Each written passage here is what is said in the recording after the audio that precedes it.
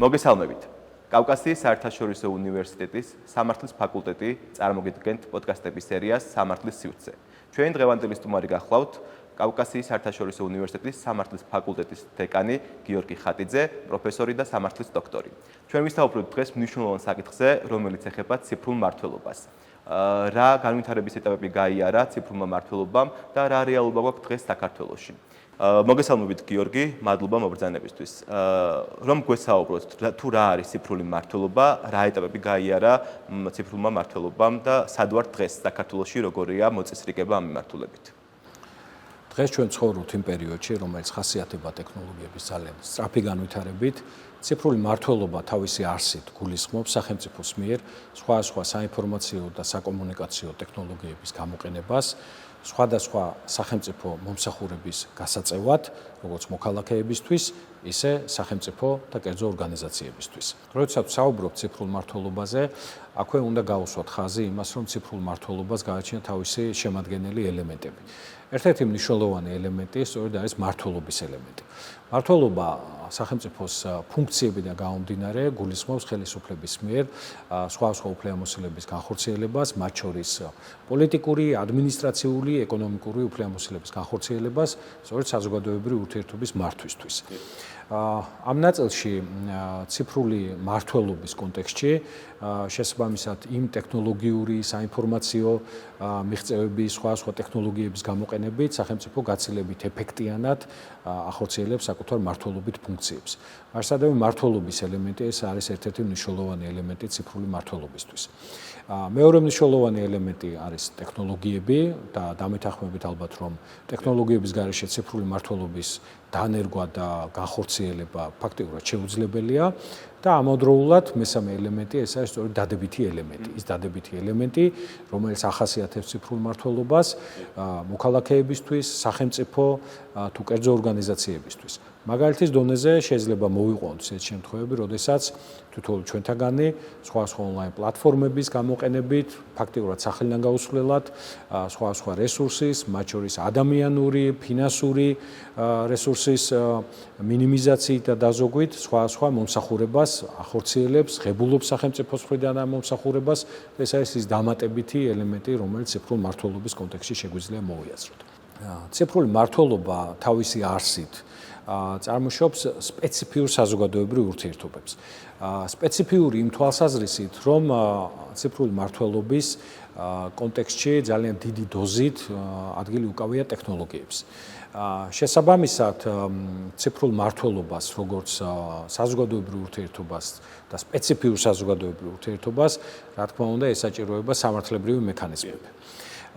სამართლებრივი მექანიზმების ნაწილში, რა თქმა უნდა, მოვიაზროთ ძალიან ხშირად, როდესაც ვიხილავთ ეროვნულ კანონმდებლობას, ადგილობრივ დონეზე არსებულ სხვადასხვა აქტებს, ასევე რა თქმა უნდა, საერთაშორისო ინსტრუმენტებს, საერთაშორისო მექანიზმებს, სხვადასხვა საერთაშორისო შეთანხმებებს სახელმწიფოთა შორის.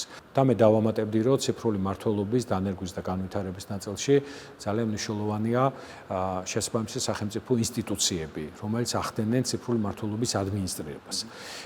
შეიძლება ამ თვალსაზრისით აღვნიშნოთ სხვადასხვა სახელმწიფო ინსტიტუციები, სააგენტოები, რომლებიც ჩართული არიან ციფრული მმართველობის განვითარებაში. და საქართველოში ამ თვალსაზრისით ხაზი უნდა გავუსვათ ციფრული მმართველობის სააგენტოს, რომელიც ფუნქციონირებს იუსტიციის სამინისტროს სისტემაში და რომელსაც ერთ-ერთი წამყვანი ფუნქცია აკისრია საქართველოში ციფრული მმართველობის განვითარების თვალსაზრისით. რომელ ქვეყანას გამოარჩევდით პრაქტიკის თვალსაზრისით და რომელ ქვეყანა შეიძლება მივიჩნიოთ ფლაგმანად ამ მიმართულებით, რომელმაც განვითარების ეტაპები გაიარა დღემდე? რაც შეეხება საერთაშორისო გამოცდილებას ციფრული მმართველობის თვალსაზრისით, ჩვენ შეიძლება ბევრი ქვეყანა გამოვყოთ, სადაც ციფრული მმართველობა საკმაოდ კარგად არის განვითარებული. მაგალითად, ამერიკის შეერთებული შტატები, გაერთიანებული სამეფო, ნიდერლანდები, გერმანია, საფრანგეთი.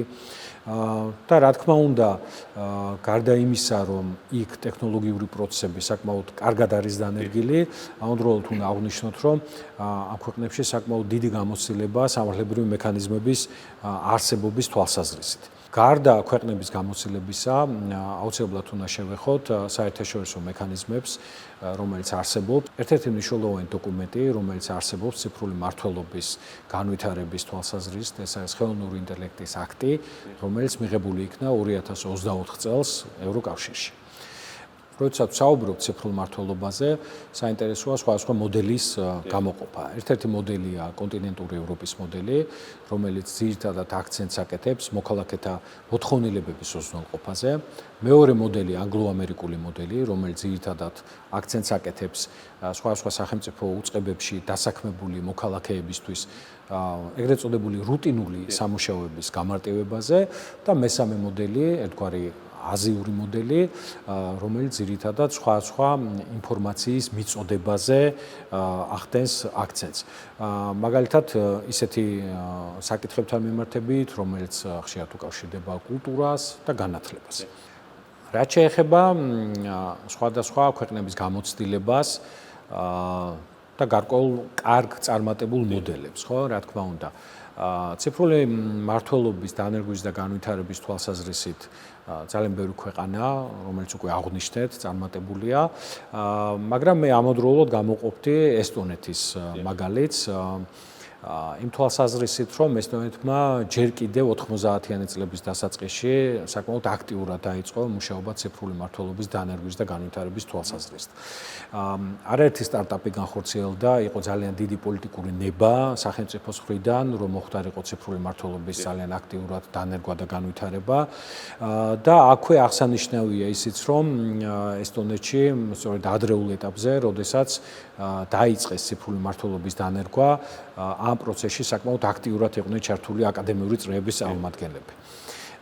დღეს ესტონეთს აქვს ციფრული მმართველობის ერთ-ერთი საუკეთესო მოდელი და აქვე აღნიშნავდი, რომ ესტონეთში ფუნქციონირებს ერთ-ერთი პლატფორმა, ეგრეთ წოდებული X-Road, რომელიც არის ის პლატფორმა, სადაც შესაძლებელია ფაქტობრივად ყველა მომსახურების განხორციელება.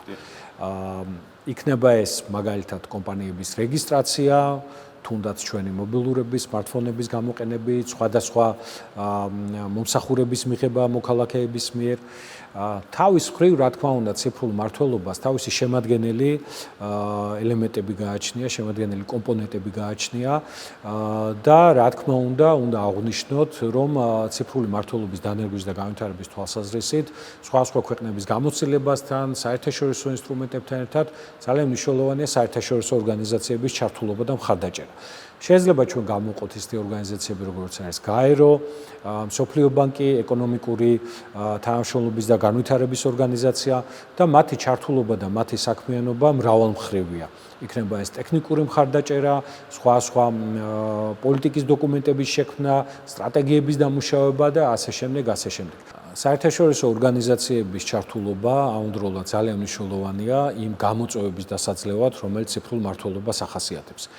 ერთ-ერთი გამოწვევა სწორედ არის დაკავშირებული ურთიერთთავსებადობასთან. ურთიერთთავსებადობა ეს არის ელექტრონული მმართველობის სხვა ელემენტების, პროცესების, საშუალების, პლატფორმების ურთიერთკომუნიცირებას ერთმანეთთან, რაც საშუალებას აძლევს სხვა სახელმწიფო დაწესებულებებს, რომ მოიძიონ ინფორმაცია, ეს ინფორმაცია დაამუშავონ, მიაწოდონ მოქალაქეებს გაცილებით მარტივად და ეფექტიანად.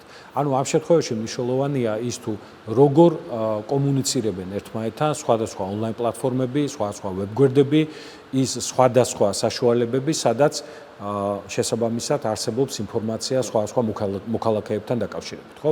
მაგალითად, როდესაც ერთ სახელმწიფო უწყებაში საჭიროა გარკვეული ინფორმაციის მოძიება, გარკვეული ინფორმაციის გამოთხოვა მოქალაქის მიერ და შესაბამისად ეს ინფორმაცია, როდესაც მოქალაქემ უნდა წარადგინოს სხვა სახელმწიფო უწყებაში. ურთიერთთავსებადობა სწორედ იმას გულისხმობს, რომ სახელმწიფო უწყებებს გააჩნდეთ საშუალება, რომ ეს ინფორმაცია გაუზიარონ ერთმანეთს, რა თქმა უნდა, მოქალაქის თანხმობის საფუძველზე, ისე რომ დამატებით მოქალაქის ჩართულობა აღარ იყოს საჭირო და ეს რა თქმა უნდა დამატებითი კომფორტის მომტანი იყოს მოქალაქისთვის. გარდა ურთიერთთავსებადობისა, ამავდროულად მნიშვნელოვანია ინტერაქტიულობა, რომელიც თავის მხრივ გულისხმობს და უკავშირდება ციფრულ ხელმოწერას. ციფრული ხელმოწერა კი გულისხმობს გარკვეული შესაბამისი ინფორმაციის დანაწევრებას ციფრულ ფორმატში და შესაბამისად ელექტრონული საშუალებებით შემდგომ ამ ინფორმაციის წაკითხვას. ამიტომ ესტონეთის მაგალითი ძალიან საინტერესოა იმ თვალსაზრისით, რომ ერთის მხრივ საკმაოდ ადრეულ ეტაპში დაიწყეს ფიქრი ციფრული მმართველობის დანერგვაზე და განვითარებაზე და მეორეს მხრივ ის პლატფორმები, რაც იქ მუშაობს, საკმაოდ ეფექტიანია. როდესაც ვსაუბრობ ციფრულ მმართველობაზე, აქვე უნდა შევეხოთ რამდენიმე საკითხს. ერთ-ერთი მნიშვნელოვანი საკითხია პერსონალური მონაცემების საკითხი. მოგეხსენებათ ციფრული მმართველობის ნაწილში სხვადასხვა მოქალაქეთა პერსონალური მონაცემების განთავსება ხდება სხვადასხვა პლატფორმებზე. ამავდროულად მოქალაქეები სხვადასხვა ინფორმაციას ღებულობენ საკუთარი საქმიანობის ნაწილში და ბუნებრივია საკითხი დგას თუ რამდენად და როგორ არის დაცული პერსონალური მონაცემები. ამ ნაწილში ერთის მხრივ მნიშვნელოვანი დატვირთვა გააჩნია სამართლებრივ მექანიზმებს, საკანონმდებლო მექანიზმებს და მეორეს მხრივ რა თქმა უნდა ამ ნაწილში ძალიან აქტუალურია ამ ყველაფრის აღსრულების და ადმინისტრების ნაწილში, სადაც სახელმწიფოს ფუნქცია და დატვირთვა ხაზგასასმელია. ამავდროულად მნიშვნელოვანია ესეთი საკითხი, რომელიც უკავშირდება კიბერუსაფრთხოებას. ანუ როგორ არის დაცული, თუნდაც მაგალითად ის პლატფორმები სხვადასხვა მავნე თუ უარყოფითი ქმედებებისგან. როდესაც ვსაუბრობთ კიბერუსაფრთხოებაზე, აქვე შეიძლება აღვნიშნოთ, რომ ძალიან ბევრ ქვეყანაში გარდა კიბერუსაფრთხოების სტრატეგიისა მოქმედებს სპეციალური კანონი კიბერუსაფრთხოების შესახებ. სპეციალურ კანონს ერთგვარი მარეგულირების ფუნქცია გააჩნია და შეიძლება სპეციალური კანონის მიღებას თავისი დადებითი ეფექტი გააჩნდეს, განსაკუთრებით განვითარებად ქვეყნებში, ისეთ საკითხებთან დაკავშირებით, რომელიც პირდაპირ შემხებლობაშია კრიტიკულ ინფრასტრუქტურასთან, სხვადასხვა დონის კონფიდენციალურ პერსონალურ მონაცემებთან და ასე შემდეგ. ესტონეთის გამოცდილება საკმაოდ მნიშვნელოვანია და ესტონეთი თავის გამოცდილებას უზიარებს, ეხმარება ძალიან ბევრ ქვეყანას, რომელსაც სურს ციფრული მმართველობის დანერგვა და განვითარება. გიორგი, ძალიან მნიშვნელოვან საკითხებზე ისაუბრეთ და თავის მხრივ გასათვალისწინებელია ჩვენს რეალობაშიც ეს საკითხები, მით უმეტეს პერსონალური მონაცემები, ციფრულ ეპოქაში ვცხოვრობთ და მნიშვნელოვანია დაცული იყოს კონფიდენციალობის პრინციპით და მათ შორის პერსონალური მონაცემებიც. განვითარება ვახსენეთ და მნიშვნელოვანია ჩვენ საქართველოში რა ეტაპზე ვართ, რა განვითარების ეტაპები არის დაგეგმილი და თუ არის სტრატეგია ციფრული მმართველობის განვითარების განსაზღვრული წინასწარ. ძალიან კარგი შეკითხვაა. მინდა აღვნიშნო, რომ საქართველოში საკმაოდ ბევრი სამუშაო ჩატარდა ციფრული მმართველობის დანერგვის და განვითარების თვალსაზრისით. ძალიან ბევრი მიღწევაა საქართველოში ამ თვალსაზრისით. საქართველოში მოქმედებს როგორც ციფრული მმართველობის სტრატეგია, ისე შესაბამისი სამოქმედო გეგმა და რა თქმა უნდა არსებობს უამრავი პლატფორმა, რომელსაც ქმნიან სახელმწიფო უწყებები და სადაც შესაძლებელია გარკვეული ინფორმაციის განთავსება, მოძიება, გამოთხოვა და ასე შემდეგ. მაგრამ სრულყოფილი ციფრული მმართველობისთვის, რა თქმა უნდა, არ არის საკმარისი მხოლოდ ცალკე აღებული ონლაინ პლატფორმები, სადაც შეგვიძლია გარკვეული განაცხადი შევიტანოთ, შემდგომ გარკვეული ინფორმაცია გამოვითხოვოთ. სრულყოფილი ციფრული მმართველობისთვის ამავდროულად ძალიან მნიშვნელოვანია ურთიერთთავსებადობა, როგორც უკვე აღვნიშნე. ურთიერთთავსებადობა, კიდევ ერთხელ მინდა ხაზი გავუსვა, ეს არის სხვადასხვა პლატფორმების, სხვადასხვა ტექნოლოგიების, სხვადასხვა საშუალებების, სახელმწიფო უწყებების ქვეშ არსებული ტექნოლოგიური პროცესების ურთიერთკომუნიცირება, სადაც სახელმწიფო უწყებებს შეუძლიათ გაუზიარონ ერთმანეთს ის მონაცემები, რომელიც უკავშირდება მოქალაქეებისთვის სხვადასხვა მომსახურების გაწევას. აი X-Road-ის შემთხვევა, რომელიც ესტონეთში მუშაობს, სწორედ ამ თვალსაზრისით არის საინტერესო, რომ ეს არის ერთიანი პლატფორმა, ერთიანი პორტალი, სადაც მოქალაქეები მხოლოდ ერთხელ განათავსებენ შესაბამის ინფორმაციას და შემდგომ უკვე სხვადასხვა ტიპის, სხვადასხვა სახის მომსახურების მისაღებად უკვე სარგებლობენ ამ პლატფორმით. ამავდროულად სხვადასხვა უწყებებს შეუძლიათ, რომ ის ინფორმაციები, რომელიც მაგალითად მათ პლატფორმაზე არ არის დაცული, გამოითხოვონ სხვა უწყების პლატფორმაზე არსებული მონაცემებიდან. და რა თქმა უნდა, აქ ძალიან მნიშვნელოვანია, როგორც უკვე აღვნიშნეთ, ამ მონაცემების დაცვა, პერსონალური მონაცემების დაცვა და კიბერ უსაფრთხოების საკითხი.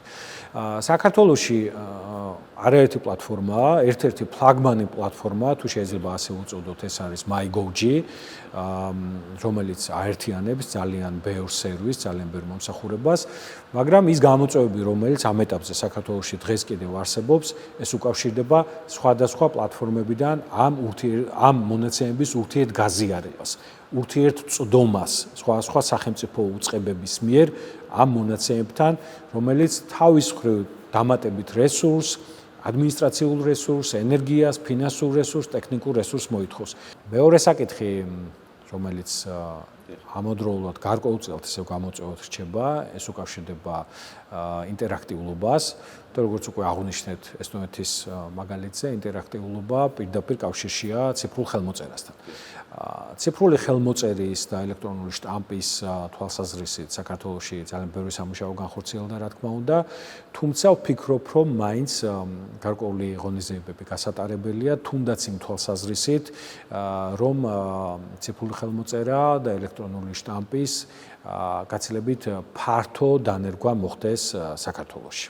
გასაგებია, ძალიან საინტერესო არის დროის მინიმიზაცია, ალბათ ყველაზე დიდი გამოწვევა დღევანდელ რეალობაში, ამიტომ ვფიქრობ, რომ დაიხვეწება საქართველოშიც ამ მიმართულებით, უფრო მეტი ქმედითნავითი გადაიდგება და საუკეთესო მაგალითებს ავიღებთ სხვადასხვა ქვეყნებიდან.